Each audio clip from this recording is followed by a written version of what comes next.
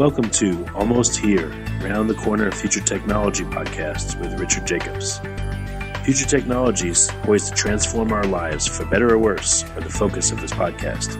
Almost here means these technologies are now here and starting to be used, or just around the corner, from Bitcoin to artificial intelligence, 3D printing, blockchain, virtual reality, and more.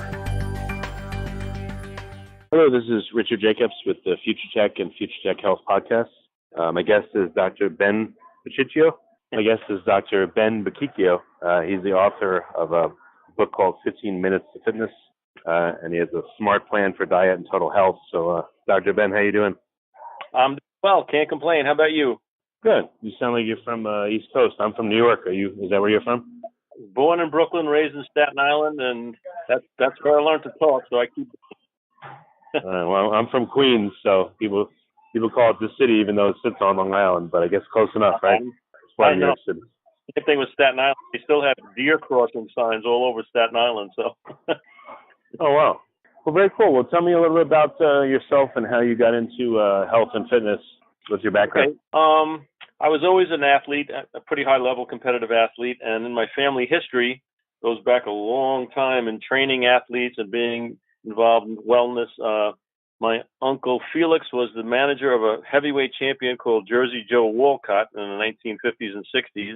So he was a trainer and a manager, and I was introduced to boxing and all the stuff that they went through as a kid. I had another uncle, Tony, who actually had a training partner called Angelo Siciliano, who was known to the country as Charles Atlas.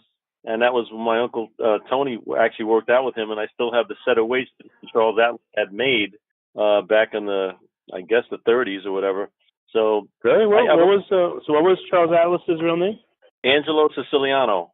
I also heard, this is cool. That's fascinating. I also heard that back in the 30s and 40s, it was like looked down upon to work out, and they had to do it in secret. Do you have any anecdotes from that time from talking to them? I do have some anecdotes about that.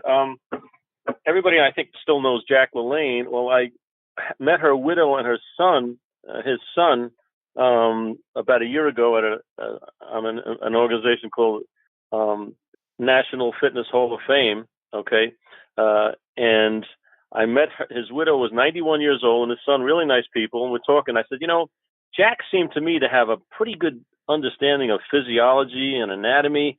I said, how did he get this stuff? And she told me that he was actually a certified, licensed chiropractor back in the 40s in California, but that was looked upon as voodoo, so he never let it out. Because I said, this guy, he studied this thing. He knows what's going on. So it was curious. And then back in when I was growing up, my father would call anybody who did, took vitamins, did the stuff, they would call them health nuts, because they were, so into this stuff that was out of the ordinary. And now it's just kind of common. And then there's other kind of health nuts, they take it to another extreme. But that's where it started from. But I was always fascinated in the training part of this, being a competitive athlete. How do you get stronger? How do you get faster? So I took my undergrad degree in exercise. Actually, at that time, it was phys ed, health and science at Ithaca College. And then I went on to get a master's and then 2 PhDs, one in health and one in exercise physiology. And I've always been into the exercise wellness deal. Now, I don't know if anybody realizes in your audience, but intermittent fasting and keto diets are a big thing. Right, yeah, they are. I wrote my first article on fasting in 1978, and I've been using this stuff for forever, but most recently I've been getting real popular. And I did my own thing for a long time, had my own facilities, did my own consulting work, and they were after me to write a book for about 25 or 30 years, so I finally wrote that 15 Minutes to Fitness. Back in 1974, I created a system of slow resistance training, which we call SMART training, just gave it a little acronym, which literally requires 15 minutes twice a week. It's high intensity, and it's relative high intensity for everybody. So I do everything from training elite athletes to rehab patients to elderly people to kids, and I've done studies, measuring the benefits of those things with regard to health and function. And, weight loss is always, of course, a big driver of any of these kind of programs. So is it literally just 15 minutes a week, or is it several 15-minute sessions per week? 15 minutes per session. I didn't say per week. 2 15-minute sessions a week, which I've been doing myself for 50 years. I have plenty of patients and clients that have been doing it for 30, 40 years. So it's something you can do universally and at any level. totally benign, except it's as high intensity as the person doing it can, subjectively withstand. I mean, it's not Right. torture, but it's concentrated and there's some effort involved. But and that's really what the body requires as a matter of our evolution as a species. We have these certain organ systems. People say, well, we really didn't need to be that active. Well, that's just ridiculous. If you consider how the cardiovascular system can pump 20 times the volume of blood it can at rest, how the nervous system can elicit responses that are 15, 20 times more powerful than at rest, and the muscle system can produce all this force. Obviously, as a species, the successful people had these capacities and obviously had to use them at some point in their lifestyles. So all Right. of these things that we do, even eating, with regard to eating, we didn't have carbohydrate in any form, fruit or anything else in many places for months at a time. We certainly had to live on fish and fowl and game that we hunted down. So every few days we had to go out and hunt, which was a vigorous, high-intensity exercise protocol, if you think about it. So this whole development of a behavioral system in modern-day times, we wanted to kind of replicate what made our DNA a strong, surviving species. And this is how I've come up with the plan that I think gives the biggest bang for a buck as far as eating and as far as exercise and some health behaviors. Well, I like the fact that you've been around for a long time and seen a lot of things come and go. So what does that perspective tell you? What does it tell you having seen all these diet fads and, what do you think now versus what you thought 30, 40 years ago? Well, I mean, I even thought this 30 or 40 years ago, but my question is, if these plans were so good, why is it that we have that new and more improved plan every 6 months? I mean, my system stayed the same for the last 50 years, and we seem to have more and more people doing it, and it makes more and more sense. And the research and the studies, not done by me necessarily, even though I have done studies, indicates that we're on the right track. I mean, the human body requires a couple things. One of the things that's kind of the epidemic of our health systems all around the world now, even in developing countries, is the carbohydrate load. Okay, and people maybe don't understand that a piece of whole wheat toast and a piece of birthday cake at some point break down into glucose. So one may break down a little slower, which may be slightly more beneficial. But to me, it's like saying 3 cigarettes is better than 10 cigarettes a day. It's still not something I would suggest. So what's happening is now we have an epidemic of what we call insulin resistance. Diabetes, for example, has always been measured by blood sugar. But the real disease in diabetes is that we become resistant to insulin because we ask it to be secreted from birth because we're eating so much sugar. And at some point, you become resistant to that. It's almost like a crack addict or a heroin addict. They need more and more. But at some point, your body says, I'm shutting down. I'm not producing more insulin. So now this sugar has to find a place to go. We don't want it in the bloodstream. It goes back to the liver, gets converted to fat. And then we get this fatty liver, which now is an epidemic, fatty liver disease, which used to be alcohol-related. Now it's not. And diabetes, which they measure by sugar in your blood. But really, the culprit is insulin. And guess how they treat it? They give you insulin to treat it. Insulin, yeah. Yep. Which is the cause of the disease. And, the diagnosis of diabetes from the doctor is a progressive, irreversible process. And yet I'm working with scientists and, MDs, legitimate guys at universities that are reversing diabetic indications in 6 months. I mean, it's a behavioral disease which can be reversed by reversing the behavior that caused it in the first place. This kind of stuff. So anyway, as my career has progressed or continued, I've gotten more and more into the health aspect, kind of backed into it because the exercise that I do happens to be the most required, the most beneficial form of exercise that anyone can perform. Now high-intensity interval training is a big thing, and a lot of studies are coming out, but basically I designed a high-intensity interval training system called SMART in 1974, and I've been using it. I've used it in studies. I work with Johns Hopkins School of Medicine. We've used it with kids. We used it with elderly. I've worked it with ASU. We did the Smart Kids with ASU. A bunch of universities have come to me to try to present studies. So we actually have randomized controlled trials instead of just saying Dr. Ben says it's a good thing for you. We do actual studies. And so we have some basis in science and in practical application. We have had, pretty good levels of success continuously. Yeah. What are there people that they may not be reporting properly, but if they do seem to report properly, is there anyone, if they eat properly, if they eat right, if they have very low carb, very low sugar, that will not come back to a healthy weight? Are there people that will stay overweight, but, for all intents and purposes, they do seem to be very healthy at the same time? Have you seen that? No, there's an interesting kind of a concept. I mean, fat cells have a certain capacity to store fat healthily, and that's what they're supposed to be there for, is to store energy. Some people have a proclivity for storing more fat in their cells before they run into this over fat, where the cell rebels a little bit and starts to release the fat into the bloodstream, into the heart. So you have a fatty heart, which is clogged arteries and inflammation. You have a fatty liver, which completely disrupts function of metabolism, and things like that. But yeah, there are some people, but most people, well, let's put it this way: at least 70% of us are probably insulin resistant, because we grew up in I'm 70, but we grew up in a generation, even the generation after me, grew up where we started to introduce sugar into everything. High fructose corn syrup, which is basically, like I say in my book, your mama would say, watch out with that corn syrup, with that maple syrup on your pancakes. You eat too much, you'll get sick. Well, imagine taking that bottle of syrup that we used to put on pancakes and putting it in every processed, baked, prepared food, which is what they do with high fructose corn syrup. You're literally putting syrup on everything that you eat. And guess what happened? Yep. My mama was right. We got sick. So as a nation, we can't. Here's what I present in some of my seminars and in the book. Okay, the body can hold 2 or 3 months easily worth of fat storage for energy. It can hold and reserve 1 day's worth of sugar energy. Now, what do you think, as a developing species, we relied upon? The 1 day level of energy, or the 3 month one? If it was the 1 day one, we wouldn't have survived as a species. Right. Okay, couple interesting little basic scientific points. There are things called essential amino acids. Those are proteins that you need on pretty much a continuous basis, on a daily basis, because your body can't really make them. Okay, number 2, essential fatty acids. Those are fats that turn into membranes and connective tissue and things like that. Those are essential. There is no such thing, zero, as an essential carbohydrate.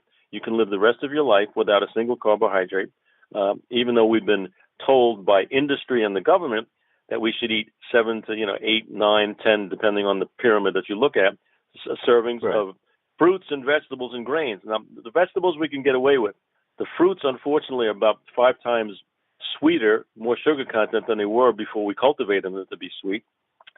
And grains, unfortunately, again, whole grain, steel-cut wheat breaks down into glucose at some point. It breaks down a little slower, so it's not quite the insulin effect, but anything that causes your insulin to rise causes inflammation and causes us. Insulin is a hormone that says store energy.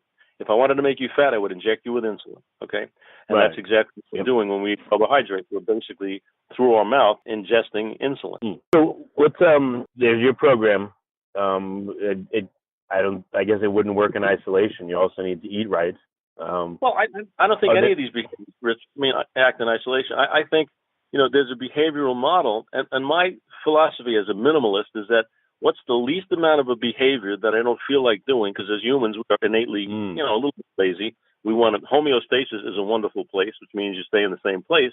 But if you find you're in a compromised place, if your doctor says your labs aren't good, if you're not feeling good, if you're feeling old and don't have the energy that you think you should have, then I think it's time to say, hey, I don't think this is a healthy state. What do I do about it? So the plan is basically, what's the minimum amount of exercise? There are 2 things. Exercise and activity are 2 different things.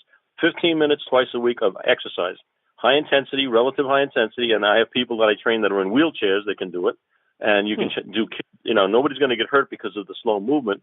And also, number 2, we need a certain amount of activity. Okay, if you're sedentary, the offset of that sedentary behavior is activity, not exercise. Activity, meaning not being sedentary, not sitting in a chair for 8 hours a day. Because when we were sedentary as a developing species, what happened? If you couldn't keep up with the pack, you got left behind. You now became prey. You couldn't get to shelter. You couldn't get to water. You died. Now it takes 60 years for you to die if you're sedentary. You die from some other disease. Activity and exercise are 2 behaviors. And then eating, it seems that in my observation that about 80% of the people do very well if I can change that insulin glycogen, insulin sugar axis, by cutting down on carbohydrates pretty significantly. What if you wanted to go whole hog? You want to do everything possible to to get yourself in better shape? Should you include intermittent fasting? What about exogenous ketones? Any other helpers that you know of that you think would be good? Yeah. You're in my bailiwick. There are about 10 or 12 people in the world, not to blow smoke up my own butt, but that are really leading the edge of this, okay, and talking about it. And I'm one of them from the exercise side, but I know a lot about the diet. Now, like I said, I started writing about fasting in 1978. So here's a simple read on that. When you eat, you're basically sending a metabolic signal to store energy. That's what eating's about. When you do not eat, which means you're fasting or not eating, like when you wake up in the morning, you fasted for 8 or 10 hours, okay? You're telling your body to burn energy because you're not eating and not supplying energy, okay? So the intermittent fasting means simply this, okay? I gave a talk about this in an international conference about 8 weeks ago, and I said, in the old days, we called intermittent fasting eating once a day. Now they give it a good name. But, I mean, what you're basically doing is shortening the time in which you take in food, therefore signaling energy storage, and you're lengthening the time in which you're signaling energy usage. So just look at the formula, and that right away you've got a benefit to that because you don't have to secrete insulin. Your body can handle all the energy that goes by circulating the existing, hopefully, fats. You want to become a fat burner instead of a sugar burner. And this is another thing that no one's heard. This is the first time anyone's heard this analysis, and I'm giving it to you on this podcast, is that if you're a sugar burner, which is what the government told us to be for years and still does, then you need to eat 6 times a day because sugar is a very short-term energy source, okay? You're going to get sugar, okay? So you need to eat 6 meals a day. You need to eat carbohydrate food because that's what you're using for energy. If you become a fat burner, which most of us would like to be, and is probably the most healthy way for us to, extend our life and our functional capacity, then you need less fuel at less often because now you can rely on your fat stores, which again are usually in a healthy person are at least 5 or 6 weeks worth of fat store. And that becomes a much more moderate, even keel delivery of energy. You don't have to eat. You don't have to keep your blood sugar up because now you're not relying on the sugar as your energy source. You're not a diesel burner. You're just a high octane burner. So, I'm trying to give you some analogies that make some sense, but that's really what we're trying to do. And that's how our bodies, again, develop. That's hardwired into our DNA. Yeah, no, that's great. Well, with intermittent fasting, what's your recommendation? How long do you need to do it in order for it to be effective? Is 12 hours enough? 16? Should you go like 24, 48? What do you see? Hey, Rich, here's when it becomes, and here's where there's an art to the science, okay? I think you try it and see what works there. And I've had people successful or unsuccessful at almost any of these. I've even had people fast for days at a time. I'm not so sure that it's necessary, nor do I recommend it without strict supervision, only because there's a possibility, 1 in 10,000 or something bad could happen. And who needs that? But the point is, what I say to most people, if you can skip breakfast to start, okay, then maybe eat lunch as late as reasonable. And don't forget, you're going to have this intermittent reaction that's going to happen because you're now still a sugar burner, and you wake up in the morning, you're ravenous. Okay, you go through lunch and you want to just knock the walls down because that sugar is a fuel that has now outlasted itself. You need some energy. So but then if you eat a meal, if you say you have a salad with some chicken in it and things like that, and it's very low carb, and you start to get used to that, then you'll be surprised how most people can go longer and longer without having to. You can eat once a day, or else you can eat your first meal at 4 o'clock, and they need dinner at 7 o'clock or something. So I think you have to play with it. There are some. It depends. If we're looking at a medical intervention, if we're looking at trying to reverse tumor growth, for example, then you're looking at. I think fasting and a really ketogenic, under 20 grams of carb kind of thing. I mean, you want to pull out all the plugs. But if somebody wants to get fit and be lean, and like most people that have 8 to 15 pounds of fat that they'd like to get rid of, I think intermittent fasting, skipping lunch or eating lunch later. I mean, they say, who says breakfast is the most important meal of the day? Kellogg's. That's the people who say that. And why wouldn't they? Okay. So give your kid Kellogg's, Tony the Tiger, Frosted Flakes, which is sugar with sugar on top of it. Okay, so get him addicted to sugar. So now the kid wants, these kids have a breakfast, they have a snack in school, then they have lunch, they have an after-school snack, then they have dinner, then they have a nighttime snack. Kids eat 7 times a day. Human beings never ate 7 times a day unless they wound up in a berry patch the two weeks that it was fruitful. Then they got sick anyway. But they didn't do it. They didn't do it for like 15 years in a row. Right. So, right, so intermittent fasting is good. Exercise, the eating, the ketogenic diet, intermittent fasting, any other additional elements you found to be helpful? But here's the idea. I mean, there are certain kinds of exercise that produce results. See, there are certain threshold levels at which point it's going to cause good stuff to happen. If you don't reach the threshold, in other words, half-assing, a high-intensity workout is not going to give you half the benefit. It may give you very little. Exercising hours and hours a week, this is the problem I have. The doctor says, well, go out and start walking, and I want you to do an hour a day and do this and this. It's not the right prescription. You have to do high-intensity exercise because that releases adrenaline, which makes you release stored body fat. Okay, now when you if you do steady state, what we call cardio aerobic exercise, okay, the fact that it's steady state means that it makes the least intrusion on your metabolic status. Great for survival as a species, not good for changing your metabolic status. In other words, making you more lean. Okay, what's required is that you work harder, and if you work harder at a high intensity, you cannot work for a long period of time. Those are mutually exclusive ends. Okay, so if your workout's 20 minutes, somebody comes up to me and says, I did an hour high intensity workout. I said, well, you're a freak of nature because nobody can do high intensity for an hour. You'd be dead. Okay, it can't happen. So it is not literally, but it's ridiculous. You don't need a lot of exercise. You need high intensity exercise, and I do it so all the major muscle groups work at a high intensity for about 40 to 90 seconds, and you just go through a circuit working different muscle groups in your body. And my book has this, not to plug the book because I make $2 a book, so it's no big deal, but fine. It shows you, and that explains why you work these muscles. You work all the major muscle groups in your body because exercise produces local, meaning at the site of the working muscle, results, and it produces global results. So as a matter of working your legs, for example, your heart and your blood vessels have to work harder. Your respiratory system has to work harder. Your hormone system changes. Your nervous system adapts. So the muscle system is the vehicle through which we have all of these organ systems in our body get to the next level of health and function. That's basically, and that combined with the right kind of eating where you're not making this horrible chemical metabolic impediment to any kind of progress happen, and you've got a pretty good plan. And it gives you the biggest bang for your buck. So you don't have to be in a gym. You can do this stuff at home. You can do it at a gym. You can do it anywhere. It's just a matter of taxing those muscles safely at a level that's what we call threshold, so that it's going to instigate fat release, protein uptake in the skeleton and the muscle, so that your bone density increases, your muscle activity increases. These mitochondria, little battery things, become more powerful, give you more energy. All the stuff is the stuff that you can see written about, but there's no mystery to it. It's kind of simple stuff. What about if you put diet and exercise on a seesaw? And I don't know if this, I guess it changes with age. It seems to, but how much is diet responsible for your health versus exercise? As you age. It's interesting. I did a PowerPoint presentation and I listed a bunch of different what we call metabolic pathways. Okay, and I gave kind of a percentage of what I thought exercise and so some of the pathways were the insulin pathway, adrenaline pathway, the different hormones, growth hormone, all these things, creatine, all these signaling proteins and things that we're trying to stimulate. Then I gave them evaluations. So what does what, diet or exercise? And with regard to insulin sensitivity, increasing that diet and the exercise about 50-50. Adrenaline uptick 70-30 to exercise. The enzymes that make you burn fat 60-40 exercise.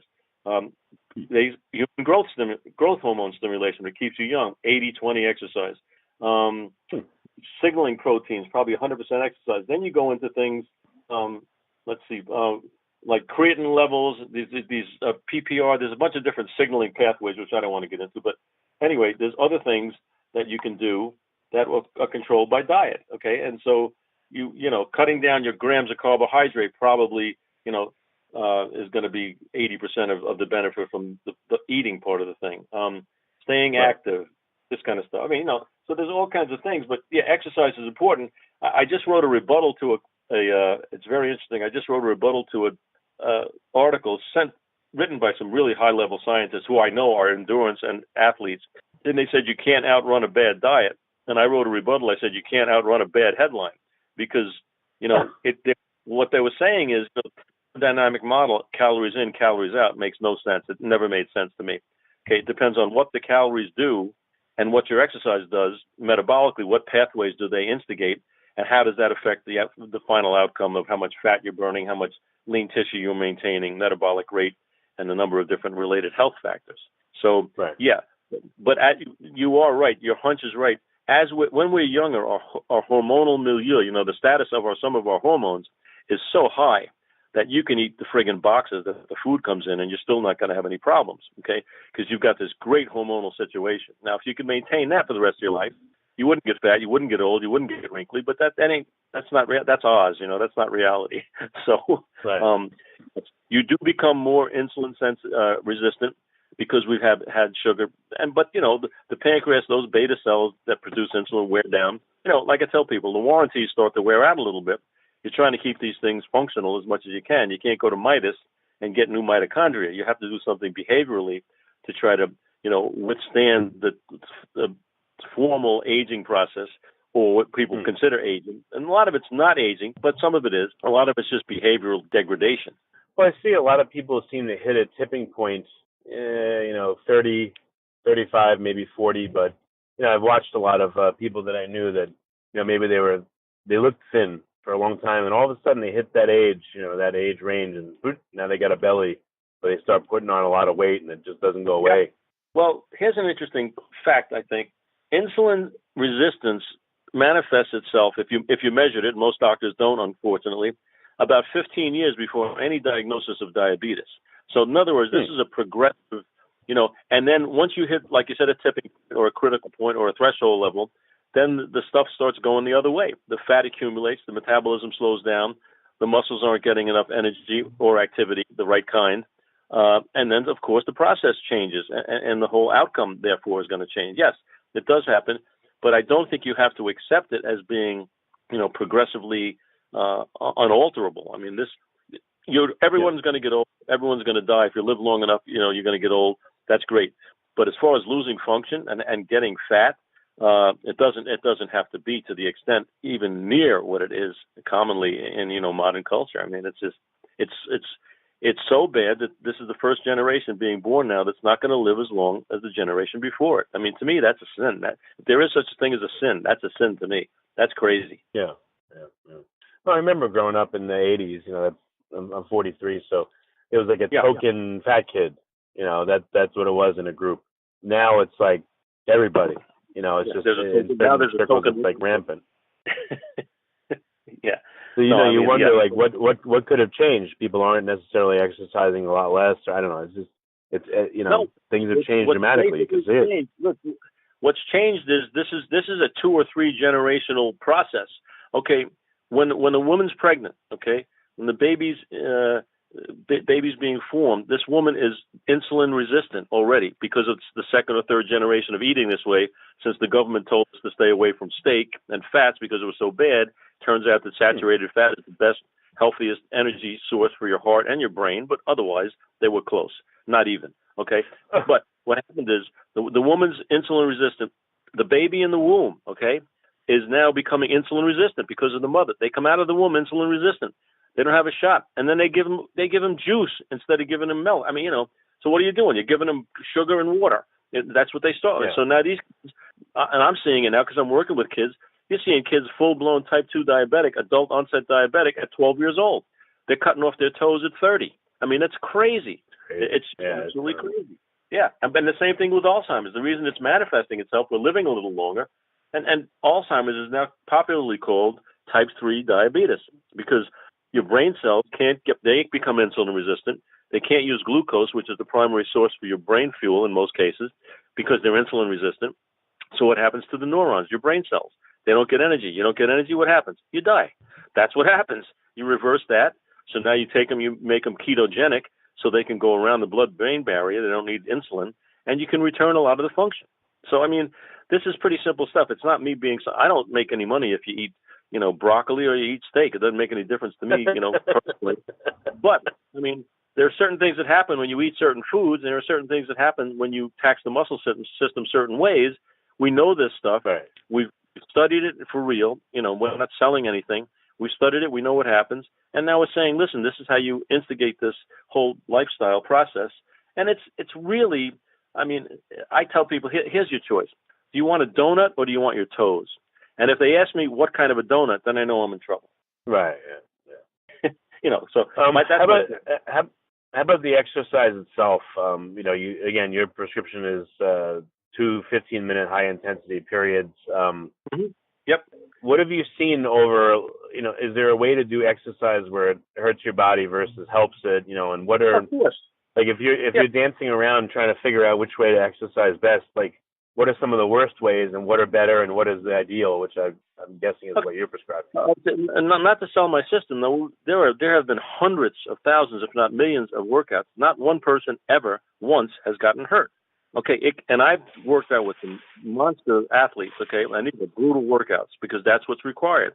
And I've worked with people just had a surgery 2 days, and I've worked with people that are sedentary. We have to build them up because they're starting to lose muscle, and therefore they're losing insulin receptors. They're becoming diabetic, even though they're not heavy, because then their muscles no longer have the capacity to handle insulin. No, so you can do that kind of system. Are there bad ways? Yeah, a bad way is an exhaustive way that makes you tired and hungry. So after you do your cardio workout and you've done an hour or 90 minutes, God bless you, you've worked hard, there's effort put in, but I hate to see it because now after 90 minutes, you've used your fat reserves, your body becomes hungry, and it becomes tired. So what does it do? It eats more and it slows down. Net effect, pretty much zero. Okay, not to say that now I want people to be active. They want to hike, they want to golf, they want to play tennis, they want to ride a bike. That's yoga, stretching. I love all that stuff. In fact, in my book, I have a plan. You can do stuff every day. But if you're talking about high-intensity exercise every day, it would be like trying to get a suntan by sitting in the middle of the day sun 5 days in a row for 5 hours. You ain't getting a suntan because you can't respond to that much stimulus. You're going to overdo it and get sun poisoning and blisters, okay? Same with high-intensity exercise. It takes a few days to recover metabolically. So now you're in a state where you can tax your body again and try to stimulate an upward adaptation, something that's better or higher, or at least not lower. But if we do this every day, it becomes dangerous. And then most exercise programs, they don't care about form and speed and technique. Then the joints become the issue. I mean, you can't get the benefit of exercise if you're injured all the time. And a lot of these, and I hate to knock any particular thing because at some point this is all fun, I guess, but, a CrossFit thing, people are whipping things around. And, exercise should not be the Cirque du Soleil. It should be a controlled, directed process. I mean, I'm all for people want to compete in whatever I played football, I did powerlifting, I played a lot of sports at a high level. Now, do I suffer now for it? Yeah, a little bit, but I still would have done it, and I still probably would do it now if I could. But there are some risks that you certainly don't want to take exercising. I mean, if you want to go into a combat sport, that's a whole different thing, but that's not exercise. Your exercise should be safe, it should be productive, and it should be intermittent. All right, so what's an example of just like one or two exercises that you recommend in your program? Okay, I mean, here's a basic routine that I do and most of my people do. You do a leg extension. That means, a leg extension to failure takes about 60 seconds. Then you do a leg curl for your hamstrings and your butt to failure. It takes about 60 seconds. Then you'll do a rowing motion for your lats and upper back. That takes about 90 seconds. Then we'll do a shoulder lateral, some kind of dumbbell lateral or machine lateral. That takes about 40 seconds. Then we do a chest fly or a bench press. That takes about 60 seconds. Then we do a bicep curl. Takes about 50 seconds. Then we do a tricep extension on a rope or on a machine or the dumbbell. That takes about a minute. And then maybe we'll throw in a little bit of abs at the end because everybody wants to work their abs, And that's it. That's worked out.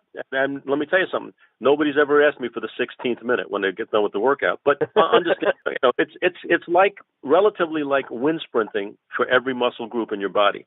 And so what I've done with high intensity interval training, instead of going on a treadmill fast, slow, where you do 15 of these kind of quote circuits, I do my circuit with a fresh group of muscles every time. So I'm not beating the hell out of one of muscles. By the 8th or 9th, 6th or 7th time on an interval training, those muscles aren't capable of working hard. They're exhausted. But I use a fresh set of muscles on each one, so it's very powerful, very significant, and very high buck return. You're getting a lot out of your time and effort. Are you literally doing one rep to failure, or are you doing like a set to failure? One set to failure, and usually the sets, depending on the speed, and I'm not a numbers guy because I have another saying, muscles can't count, but one set probably consists of 3 to 6 repetitions in most cases. Okay, that's real. And then within the allotted time, you want to know load time. In other words, if you're on an exercise for 2.5, 3 minutes, in my case, that's not high intensity. If I ask you to sprint, you ain't going a mile. Okay, I want it to be high intensity. If you last 20 seconds, 30 seconds, and the weight may be too heavy. Okay, so and I hate again to use numbers because there are different people with different neurological efficiencies and different function. But to be generalistic, okay, you're looking at say a minute, a little less, a little more, depending on the complexity of the movement, depending on the person, slightly. And that it's going to probably entail slow enough speed, 3 to 6 repetitions, I would think. What's your intensity? I mean, what's your intensity? What's your opinion of? I believe it's called like efficient exercise. They have these machines that you'll push with all your might, and it resists you in such a way as like you can do like max output for 30 seconds or until failure. Have you seen those? Yeah, there is a set of resistance machines that are manufactured in Europe. I was approached by them. I know a couple of people in the States, maybe 2 or 3 now that have them. What happens when you do the positive, say you're curling, you bring your fists up to your shoulders, it's 60 pounds. As soon as you change direction, it becomes 85, 90 pounds. So now you're capable of handling more on the negative, returning the weight, than you are on lifting the weight. That's pretty cool. Huh. I think it's cool. Now, whether they've got it right, whether it's a 60-40 ratio, I don't know, but I think and they're very expensive. But I think they're great tools subject to the use of the user, subject to the expertise. You can get great benefits out of bands. I've got monster guys that travel, and we get them these thick old bands, and they can do my whole workout, which I have in the book. I have a band workout, I have a gym workout, and I have a total gym workout because Total Gym has sponsored me, and we've done work together for years. I trained Christy and Chuck, and I don't know if you're familiar with that stuff, but yep, that kind of, yeah. And so I put those 3 workouts in there, but the principles, I state the principles of the exercise, and then the tool that you use depends on availability, and some are a little more efficient than others. There's no question about it. But it's not like you're going to be lost if you just have bands to work out with, or you have dumbbells, or you have a Total Gym or Bowflex. So yeah, twice a week, 15 minutes a time doesn't sound like much, but you're saying it has that's the optimal effect. Yeah, well, that's all your body can tolerate. And you want to have at least 2 days off in between. In other words, you don't want to do it Saturday and Sunday. You take 5 days off. So a Monday, Thursday, Monday, Friday, Wednesday, Saturday, that kind of a thing. So you'll have a 2-day off period and a 3-day off period in between. And in between, yes, would I like you to be active? I would like you to stretch every day, especially as you get older. I would like you to do some aerobic, but not to the point of, failure, but aerobic activity. I want you not to be sedentary. That's a separate and distinct issue. So exercise, activity, controlled carbohydrate eating. I think, boy, that's a great start. I think you're going to get a lot of bang for your buck out of that plan. Have you known anyone that was actually trying and doing everything you said and it just didn't work for them? Yep. Usually 45 to 60-year-old women, and then we have to go into some more analysis. We got to get some more lab work. We got to check hormone activity. We got to check thyroid function. Something called leptin, which almost no doctor knows about, but that's something that has to do with metabolic rate and satiety and things like that. Yeah, sure. I would say 80% of the people, this thing is the answer, and it's a good answer for the other 20. But yeah, this becomes at some point, Richard. This becomes a little more hit and miss with certain people with certain hormonal predispositions, and a lot of women go through that. They're the hardest ones to deal with. I'll be honest with you. Yeah, and you always have outliers. You have some people that could do almost anything and they get great results, and you have some people that can be really pure at it, and they're hard gainers. No question about that. But we're addressing the main hurdles that most people face most of the time for most of their lives. Right. Okay. All right. And last question or so. So you're in Scottsdale, Arizona, right? Yes, sir. Okay. Well, if someone's not local to you and they want to do the workout, what's your recommendation? Can they get the book and show it to their trainer, or they just do it themselves? Yeah, you can't help everybody. What do you do? Oh, they get the book, and then you can put my info on there as far as cell phone. I mean, I have people that answer it, I answer it, and we can find for them somebody who's. What I'm in the process of doing now is certifying people so that we know they have at least shown some competence in doing this. But there are people that exist almost all over, especially obviously the bigger the city, the more likely you are to find people they've been doing this stuff. Or some super slow is a knockoff of my system, slow burn. There's other things. I mean, there's plenty of people doing something really similar, and I have very little problem with them other than just intellectually. But as far as what they do, I think it's much better than what most people in the world do. So, yeah, you can find somebody to do this stuff, absolutely. So if they go to my website, they can email me, drbenbo@hotmail.com, and I'll try to get them somebody within 72 hours. Usually I can find somebody. That's great. All right, Dr. Ben. Well, I appreciate you coming on, and thanks for all your time and your knowledge. All right. Well, it was fun. I hope you guys do well, and let me know if you need any more advice. You have been listening to Almost Here, Around the Corner Future Technology podcast with Richard Jacobs. Subscribe to this podcast, post a review to discover more future technologies that are poised to transform our lives for better or worse, such as Bitcoin, artificial intelligence, 3D printing, blockchain, virtual reality, and more.